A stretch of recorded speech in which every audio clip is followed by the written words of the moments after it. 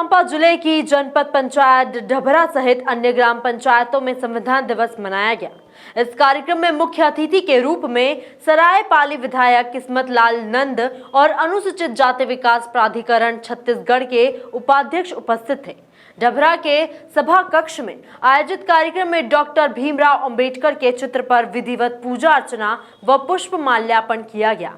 संविधान दिवस पर राष्ट्र की एकता एवं अखंडता के लिए संविधान की याद दिलाते हुए शपथ दिलाई गई। हाँ, मतलब जांजगीर चांपा जिले के ग्राम सुखापाली ग्राम पंचायत में वहाँ ग्रामीणों के द्वारा और सभी इस ब्लॉक तहसील के वरिष्ठ अधिकारियों के द्वारा एक संविधान दिवस का आयोजन किया गया था, जिसमें वहाँ पे बड़ी धूमधाम से मनाया गया। उसके बाद ये अभी जनपद पंचायत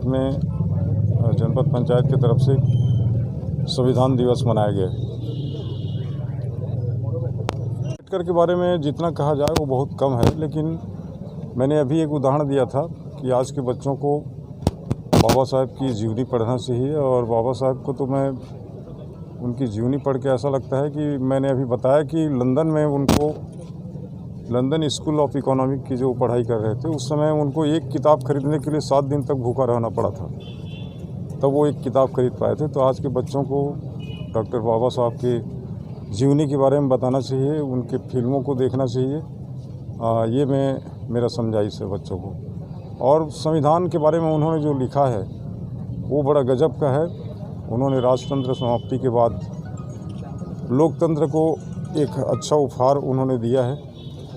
और विश्व का सबसे बड़ा संविधान के लेखक अपन कहें तो डॉक्टर भीमराव अंबेडकर जी हैं। ग्राम सुखापाली में संविधान दिवस मनाया गया, जिसमें मुख्य अतिथि थे सरायपाली विधायक और अनुसूचित जाति विकास प्राधिकरण के उपाध्यक्ष किस्मत लाल नंद जी। और बहुत ही धूमधाम से वहाँ पर संविधान दिवस मनाया गया और जनपद पंचायत में भी संविधान दिवस मनाया गया।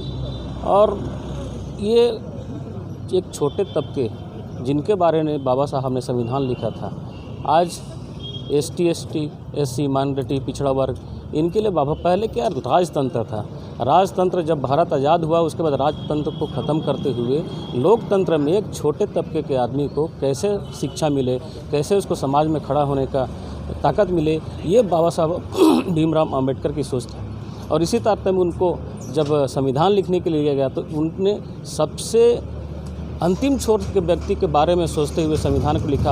आप सोचिए, आज से 71 साल पहले संविधान जब लिख रहे होंगे, आज भी उस बाबा साहब भीमराव अंबेडकर के संविधान संचालित है। वो कितना दूरगामी सोच था कि भविष्य में भी 71 साल बाद भी आज हमको ऐसा लगता है कल ही बाबा साहब ने हमारे लिए संविधान लिखा है। हमको बाबा साहब भीमराव अंबेडकर के संविधान का अनुसरण करना चाहिए और ज़्यादा से ज़्यादा जो दबे कुचले हैं समाज के लोग हैं उनको आगे बढ़ाने का प्रयास करना चाहिए। हमको सीख लेना चाहिए बाबा साहब भीमराव अंबेडकर के संविधान से।